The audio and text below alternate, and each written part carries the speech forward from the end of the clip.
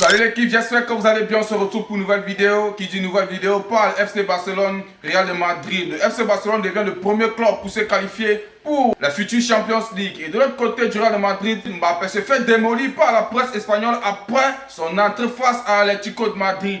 Ce sont les gros sujets de cette vidéo. N'hésitez pas à mettre en commentaire ce que vous en pensez. Et c'est parti. Salut les gars, j'espère que vous allez bien. Moi c'est MC Joli, pas 100% football, tout c'est de l'actualité. Si vous êtes nouveau à la page, n'hésitez pas à vous abonner, de partager au maximum, gars. Ça qui fait le référencement. Comme je tiens toujours à dire, c'est gratuit. Tu likes, tu partages, tu t'abonnes. Je suis sûr qu'il y a quelqu'un de l'entourage qui peut aimer ce que je fais. Donc du coup, n'hésite pas à le partager et abonne-toi. Sans toutefois oublier, vous connaissez très bien qu'on va débuter avec le meilleur club de l'histoire qu'on appelle très bien le FC Barcelone. Donc restez très bien scotché. Prenez un paquet de popcorn parce que ça va aller très vite. Alors directement, comme j'ai dit qu'on va commencer avec le meilleur club, on tient très bien à préciser que c'est officiel. Le FC Barcelone est la première équipe déjà qualifiée pour les prochaines Ligues des Champions. Non, c'est pas donné à n'importe qui l'équipe.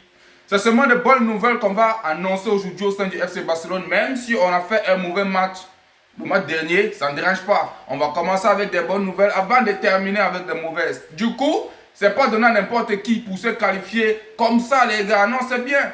C'est bien, on se qualifie en masse. C'est à fêter, non? Ça prouve à quel point le FC Barcelone est en pétard. Et j'espère vraiment qu'on va prendre non seulement cette Ligue des Champions, et aussi la future qui se prononce. Parce qu'on ne va rien lâcher. On va rien lâcher. Vraiment, le travail que Hansi Flick est en train de faire en termes de cette saison, c'est à applaudir. Même si Deco et Laporta, ils ont des belles déclarations, si je peux le dire. Ils ont des belles déclarations à propos de Ferran Torres, de Lewandowski, on les pardonne. Mais ensuite des vidéos, vous allez comprendre pourquoi je suis en train de dire qu'ils ont des belles déclarations. Parce qu'au bout d'un moment, il faudrait qu'on puisse revenir au sérieux. Le sérieux que je suis en train d'évoquer, je crois maintenant que c'est en train de s'appliquer. Alors l'équipe, on continue toujours avec le FC Barcelone. C'est officiel, le Classico aura lieu dimanche, le 10 mai. À 21h, alors c'est le retour du Classico au Camp Nou. Mais ce que je tiens d'abord à préciser ici, c'est que ça se joue au Camp Nou et vous connaissez déjà la suite. FC Barcelone, Real de Madrid, ça sera quelque chose de malade, on va se divertir comme il se doit. Mais à titre de rappel, vous connaissez très bien que le FC Barcelone est en pétard au Camp Nou parce qu'on a 100% victoire au Camp Nou, les gars. Donc du coup, vous connaissez très bien la personne qui va gagner. Je mets ça là. Vous voyez la fiche qui est très bien là. 100% victoire. Et quand on part comptabiliser, c'est dans les 14, 15, s'il ne me fait pas erreur. Bref, veuillez mettre en commentaire. Alors je pense que c'est une très bonne chose. Pour une fois de plus encore, on va faire le travail comme il se doit. Et restons très calmes. Même si le Real Madrid est en pétard tous ces derniers temps, mais n'est plus loin. Vous allez voir quelque chose. Comme j'ai eu à dire, c'est d'abord de bonnes nouvelles équipes. Désolé si on n'essaie pas trop d'entrer en profondeur parce que vous savez très bien que quand je balance une info, j'essaie de donner mon point de vue. Mais ici, il n'y a pas trop de profondeur en tant que tel. On essaie de relayer l'information. On passe à autre chose, les gars, parce que en cette journée, c'est beaucoup chargé. Il y a les infos. Quand on part de côté d'Afrique, il y a beaucoup de choses qui se déroulent là-bas. On doit aussi mettre tout le monde bien. Rapidement, on continue avec Hansi Flick. Hansi Flick est élu meilleur entraîneur du mois de mars en Liga, les gars. Et c'est à féliciter. Comme j'ai dit depuis le début de la vidéo, les gars, le travail qu'il est en train de faire actuellement en termes de cette saison, c'est bien. C'est grandiose et il mérite énormément, les gars. Les bonnes victoires et des bangers. Moi, ce qui me plaît même, si on enlève même le cas de la Liga, je vais un peu essayer d'entrer en termes de Champions League. Les gars, ce qu'on a donné à Newcastle, moi je ne vais jamais oublier ça, les gars. Vraiment, c'est quelque chose qu'on ne peut jamais oublier et qu'il continue son travail. Il va encore sortir, que ce soit en termes de Liga, que ce soit en termes de Champions League. Les gars, il va mériter les records. Et comme je l'ai dit, en termes de cette saison, nous sommes lancés pour faire quelque chose de très grandiose. On continue avec de bonnes nouvelles. Cette fois-ci, c'est avec Joao Cancelo. On tient très bien à préciser qu'il est en train de jouer un très grand rôle au sein du FC Barcelone tous ces derniers temps. Ça faisait polémique, grave polémique, que non, il devait rester au sein du FC Barcelone. Alors cette fois-ci, je pense que c'est clair. Écoutez ce qu'on nous dit ici. Hansi Flick a donné son accord pour la signature définitive de Joao Cancelo au Barça cet été. Le joueur doit être autorisé à quitter Al Hilal pour signer un contrat de 2 ans avec le club catalan. Sinon, le Barça recrutera un autre latéral. Mais non, maintenant on ne peut plus recruter parce que lui il est là. Donc du coup, vu que Hansi Flick a déjà donné son accord, c'est quelque chose de bien. Et Cancelo lui-même, il veut rester au sein du FC Barcelone. Alors donc à aucun moment, je ne sais sur quoi vous pouvez vous baser encore d'envisager recruter un autre latéral alors qu'il est déjà là. Bref, c'est une bonne nouvelle. On espère vraiment qu'on va aller de bout en bout. Comme j'ai dit, que ce soit en termes de cette saison ou bien la saison prochaine, on doit tout gagner, les gars. Il va nous faire gagner la Champions League de cette saison-ci et il va encore nous faire gagner la Champions League, la future saison qui s'approche. Et d'ailleurs, là où on n'a pas tardé de se qualifier en mars, comme j'ai dit, c'est pas donné à n'importe qui. Très bonne nouvelle qu'il signe, on a grave besoin de lui parce qu'il a prouvé de quoi il est capable. Directement, on tombe sur Ferran Torres, je pense que cette nouvelle va vous plaire l'équipe. Parce qu'il y en a marre au bout d'un moment, nous tous on se plaint. On n'a jamais vu un joueur qui est à gauche comme Ferran Torres. Alors, cette nouvelle, je pense très bien que ça va vous plaire. On tient à préciser l'équipe. Le Barça est prêt à inclure Ferran Torres dans un échange avec Julián Álvarez. Alors, je tiens très bien à préciser que Ferran Torres a marqué 19 grosses occasions en Liga cette saison. Le plus grand nombre du championnat, les gars. Vraiment, il faudrait qu'il parte. Il y en a marre.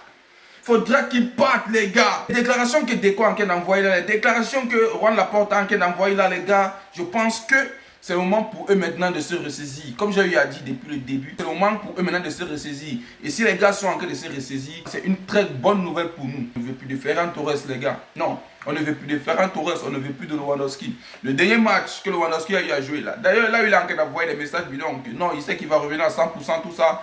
Les gars, nous, on ne consomme plus ça. Hein. Maintenant, c'est l'objectif victoire. On ne veut plus des clowns. Je tiens encore à préciser qu'à propos de Ferran Torres, si Lamine Yamal était un garçon mal éduqué ou bien qui s'en prenait trop vite, c'est qu'il allait baffer ce monsieur. Parce que moi, personnellement, là, vous me voyez, il y a des passes décisives que je ne vais jamais pardonner à ce monsieur qui ont été offerts par Lamine Yamal. Non, je ne vais jamais pardonner. Lamine Yamal se bat toujours à nourrir ce monsieur. Le gars, il est toujours en train de nous gâcher le football. Je ne vais jamais oublier toutes les passes décisives de Lamine Yamal qu'il a eu à gâcher. Donc, tout ce qu'on peut dire, c'est que il a essayé de prouver, ça n'a pas marché, qu'il essaie de nous libérer. Alors là, je pense que c'est une très très bonne chose. Les gars, il n'y a rien à dire. Qu'on puisse avoir conclusion à cette affaire et que Ferran Torres puisse dégager et que Julián Álvarez puisse revenir au club. Même si les nouvelles ne font que tomber d'ici par là, aujourd'hui, on va nous dire que Julián Álvarez c'est ceci, Julián Álvarez c'est cela, que le club est en train de bloquer. Bref, au bout d'un moment, ça nous saoule avec des annonces et avec des infos. On espère vraiment que cette fois-ci, c'est réel et que Julián Álvarez sera au sein du FC Barcelone, même si je ne crois pas. Parce que moi, je connais comment mon club est. Oui, je sais de quoi on est capable. Tant que je n'ai pas vu Julián Álvarez au sein du FC Barcelone en train de jouer le premier match, moi, je n'en vale pas cette annonce. Mais bref, ça nous motive et on doit avoir espoir. C'est ce qui est le plus important. Alors, directement avec Erling Haaland, l'équipe, il y a une grosse affiche qui ne fait que circuler tous ces derniers temps à propos de Erling Haaland qui doit venir au FC Barcelone. Tantôt, on nous fait comprendre qu'il doit aller au Real Madrid. Vraiment, je ne sais plus qui croire. Directement, écoutez ce qu'on nous dit ici, l'équipe. Barcelone veut Haaland. Le FC Barcelone a ouvert des discussions pour tenter de recruter Erling Haaland lors du prochain mercato estival. L'attaquant de Manchester City serait l'une des propriétés du club catalan. Alors, les gars, je tiens à préciser que c'est bien beau. Ouais, c'est bien beau, il est bon, il peut apporter quelque chose de bon, je suis d'accord. Mais les gars, moi particulièrement, on a besoin d'un Osimhen. Si on doit faire une démarche, si on doit dépenser ou bien apporter un œuf quelconque au sein du FC Barcelone, les gars, si le FC Barcelone nous donne cet honneur de ramener Osimhen, les gars, nous serons en joie débordée. Nous serons en joie débordée. Et du coup, on veut ça, les gars. Pourquoi les gars ne peuvent pas réaliser ce rêve qu'on a toujours voulu? Pourquoi les gars ne veulent pas réaliser notre rêve d'avoir Osimhen au sein du FC Barcelone? Haaland, il est bon, hein? Non, il n'y a rien à dire. D'ailleurs, vous avez vu les derniers matchs, là, ils n'ont pas gagné le titre, là. Bref, veuillez mettre en commentaire. Il est bon, il n'y a rien à dire. Mais le plus costaud rêve en tant que neuf des Barcelonais aujourd'hui, c'est Osimhen. Donc, du coup, le FC Barcelone, pour nous faire plaisir, en tant que fans, qui partent nous prendre Osimhen, qu'ils l'apportent au sein du FC Barcelone. S'ils ne peuvent pas le faire, qu'ils s'arrangent à prendre un Julián Álvarez pour qu'on puisse être rassuré en termes de saison prochaine. Alors l'équipe, il n'y a pas trop grand chose comme je tiens à préciser. Vous savez très bien qu'il y a un temps mort qui est en train de s'annoncer. Directement, il y a la trêve qui est en train de s'annoncer également. Donc les joueurs vont aller discuter les différents matchs avec leur sélection. Je voulais d'abord vous mettre à l'abri de toutes ces petites informations qui ne font que circuler actuellement au sein du FC Barcelone. Alors, comme j'ai dit, directement on tombe avec le Real Madrid l'équipe. Vraiment, vous allez me dire en commentaire ce que vous en pensez. Qu'est-ce qu'on nous dit ici, famille? Breaking, le Real Madrid va faire appel du carton rouge de Fede Valverde. Le club pense que si Valverde avait taclé un autre joueur comme Koke, il aurait 100% eu un carton jaune. Bref les gars, moi, cette action-là, je n'arrive pas à comprendre ce qui s'est réellement passé. Moi, au bout d'un moment, quand je regarde, il y a faute. Hein. Non, il y a faute. Il a essayé de tacler, mais seulement que l'arbitre a été très sévère. Et c'est pas bon. Il a tué le match de Valverde.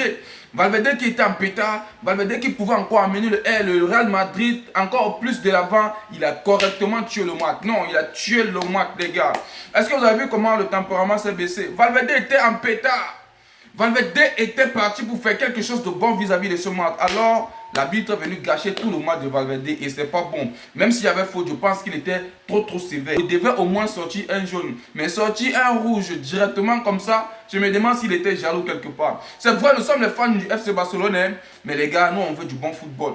Ouais, nous on veut se divertir. Moi particulièrement, quand je regardais le match du Real hier contre l'Atlético de Madrid, c'était un divertissement en temps réel. Les gars, c'était bien. Non, c'était bien. Je me suis très bien diverti parce que c'était un match très fort. Parce que le FC Barcelone nous a livré un match chien à 14 h. Donc du coup, on ne s'est pas trop régalé. C'est mon club, hein, mais on doit se dire la vérité. La victoire, elle est bonne. On devait avoir la victoire, c'est ce qu'on a eu, c'est bien. Mais les gars, il n'y avait pas de divertissement. Et le soir là, le Real Madrid est venu nous mettre le divertissement et c'est ce qu'on aime dans le football. Mais malheureusement, l'arbitre est venu gâcher tout le match de Valverde. Alors pour moi, je pense qu'il y avait faute, mais donner un carton rouge, c'est un peu être trop sévère. Il devait au moins donner un jaune. L'équipe, comme j'ai dit depuis le début de la vidéo, actuellement Kylian Mbappé est en pendule à propos de la presse espagnole. Qu'est-ce qu'on nous dit ici l'équipe? Kylian Mbappé se fait démolir par la presse espagnole après son entrée face à l'Atlético de Madrid. C'est dommage qu'il ait terminé avec 9 joueurs. Sans Valverde et sans Mbappé, Arbeloa a presque perdu la Liga en mettant Mbappé, selon Joseph Pedrerol. Alors les gars, pour moi je pense qu'on doit essayer de baisser la garde. Bref, on continue. Il est entré en jeu pendant 25 minutes et n'a rien fait d'autre que de flâner sur la pelouse du Bernabéu. Ce fut ce Thomas Ranquero Odyssealis au Diarruas. Alors là les gars, il a pris cette affaire au sérieux. Il faut lâcher Mbappé au bout d'un moment. Qu'est-ce que vous vous attendez même? Mbappé qui sort de la blessure. Les gars, il a eu un temps de jeu. Vous pensez qu'il pouvait faire quoi? Même si quelque part, moi je voyais que Mbappé voulait seulement prouver à sa meuf que non, il pouvait jouer. Mais sinon, dans ce match, il était trop nonchalant, il devait un peu patienter. Mais si Arbeloa s'est permis de mettre Mbappé, il savait sur quoi il comptait. Mbappé, moi j'ai vu qu'il est motivé. Le prochain match qui s'annonce, il va faire quelque chose de bon. Je ne sais à quel moment vous voulez trop mettre la pression sur Mbappé. C'est vrai, c'est lui la star. Oui, parce que Vinicius actuellement est en train de traverser quelque chose de bon. Du coup, vous voulez frustrer Mbappé. Et là, c'est pas bon. Il faut donner un temps à qui que ce soit. Tu ne peux pas sortir de la blessure et tu penses que tu vas venir faire quelque chose de bon comme ça. Alors, je tiens à préciser, Mbappé, il est en train de prononcer quelque chose de bien. Soyez patient, vous allez voir avec vos yeux l'équipe. Directement l'équipe, on va clôturer la vidéo avec l'annonce sur Trent Alexander-Arnold. Vous avez vu qu'il n'était pas titulaire lors du dernier match. Alors directement, on nous balance le pourquoi. On tient à préciser. Pour son retard à l'entraînement, Trent Alexander-Arnold s'est excusé à Arbeloa, au capitaine Cavadial et ses coéquipiers. L'entraîneur apprécie son joueur. C'est pour ça qu'il a accepté ses excuses et tenté de minimiser la situation en conférence de presse. Une source présente à l'entraînement indique que l'Anglais s'est comporté comme un vrai gentleman. Bref, vous avez vu, ça n'a pas tardé. Dès qu'il est entré, les gars, il n'a pas tardé d'envoyer une passe décisive. Est-ce que vous avez vu l'action de Trent Alexander-Arnold? Quelque part, il est important. Hein? Pourquoi il tient à préciser qu'Abeloa, c'est un grand entraîneur? Si Abeloa essaie de mettre son orgueil, c'est qu'il ne devait pas permettre à ce que Trent Alexander-Arnold puisse jouer ce match. Mais il a dit, bon, c'est mon joueur, je minimise la situation qu'il entre. Et Trent Alexander-Arnold est entré directement. Le gars récupère la balle en plein milieu. Il faufile, il se permet d'envoyer une passe décisive à Vinicius. Vinicius qui ne tarde pas de finir ça à un enroulé qui est un but extraordinaire. Vraiment, je tiens à préciser encore que Arbeloa, vis-à-vis de ce match, je coupe un gros respect. Et pour Trent Alexander-Arnold, la soumission, c'est l'essentiel. S'il ne faisait pas ça, je ne pense pas qu'il devait jouer. Bref, l'équipe, comme je l'ai dit, il n'y a pas trop grand-chose.